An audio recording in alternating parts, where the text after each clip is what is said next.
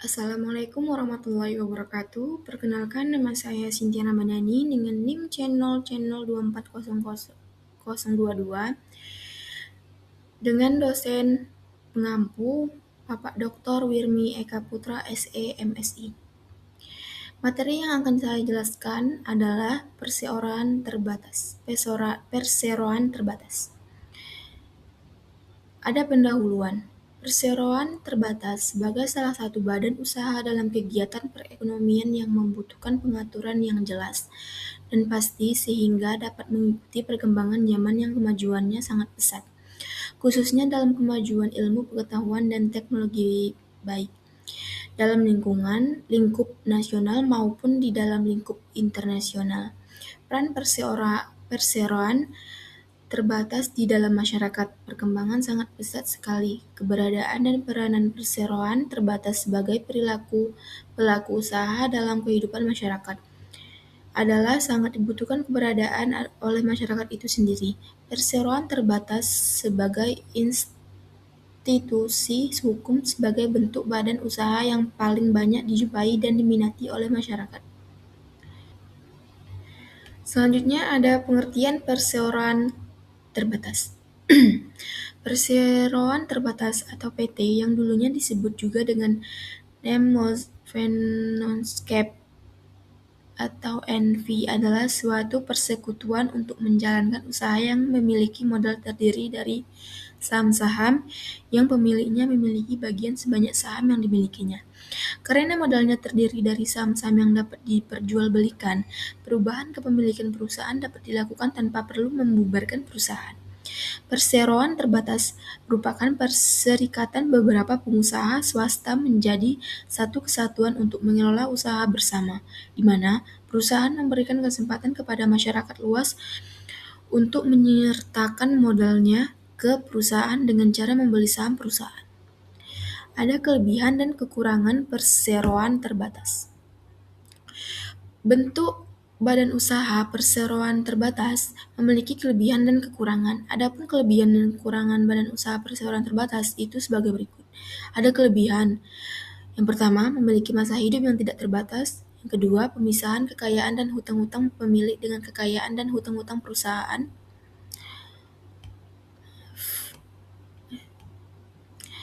Yang ketiga, kemampuan keuangan yang sangat besar. Yang keempat, kontinuitas kerja karyawan yang panjang. Yang kelima, luasnya bidang usaha yang dimiliki. Yang keenam, kewenangan dan tanggung jawab yang dimiliki terbatas kepada modal yang disetor. Selanjutnya ada kekurangan. Pajak yang besar karena PT merupakan subjek pajak tersendiri sehingga bukan perusahaan yang kena pajak, tetapi dividen yang dibagikan kepada pemegang saham juga kena pajak. Yang kedua, penanganan aspek hukum yang rumit karena dalam pendirian PT memerlukan akta notaris dan izin khusus untuk usaha tertentu. Yang ketiga, biaya pembentukan yang relatif tinggi dibandingkan dengan badan usaha lain. Yang terakhir, ada kerahasiaan perusahaan kurang terjamin karena setiap aktivitas perusahaan harus dilaporkan kepada pemegang saham. Selanjutnya ada materi struktur modal saham. Struktur modal saham adalah kombinasi pendanaan jangka panjang perusahaan yang terdiri dari ekuitas, saham biasa, dan preferen, dan utang, yaitu bertujuan mengoptimalkan nilai perusahaan dan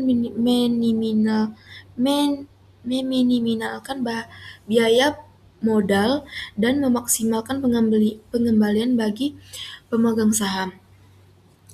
Struktur modal pada setiap perusahaan ditetapkan dengan memperhitungkan berbagai aspek atas dasar kemungkinan akses dana, keberanian yang perusahaan menanggung risiko, rencana strategis pemilik, serta analisis biaya dan manfaat yang diperoleh dari setiap sumber dana.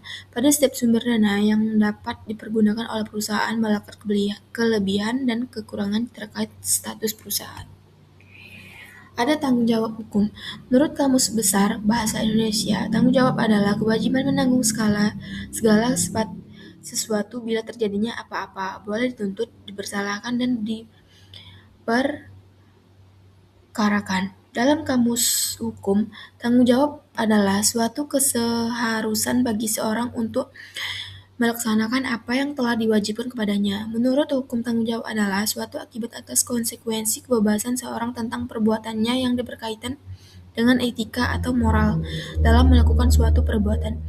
Selanjutnya, menurut Titik Triwulan, pertanggungjawaban untuk mempunyai dasar, yaitu hal-hal menyebabkan timbul hak hukum bagi seorang untuk menuntut orang lain sekaligus berupa hal yang melahirkan kewajiban hukum orang lain untuk memberi pertanggungjawabannya. Selanjutnya ada perlindungan kreditur. Perlindungan hukum kreditur terhadap kepailitan debitur berdasarkan Undang-Undang Kepailitan.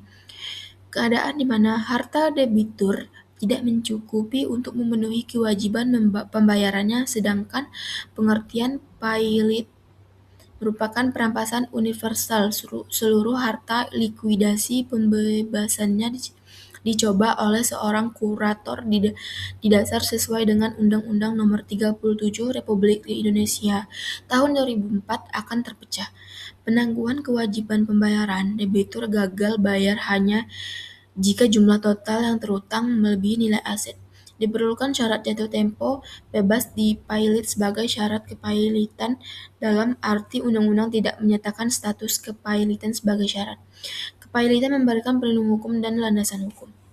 Ada kesimpulan dari materi ini, perseroan adalah suatu badan hukum yang mempunyai organnya itu RUPS, Dewan Direksi dan Dewan Komisaris, yang dimana staf organ mempunyai tugas dan kewenangan masing-masing. Pasal 103 Undang-Undang Perseroan Terbatas merupakan salah satu aturan hukum yang melandasi keabsahan seorang direksi dalam melakukan tindakan hukum untuk memberikan kuasa kepada pihak lain.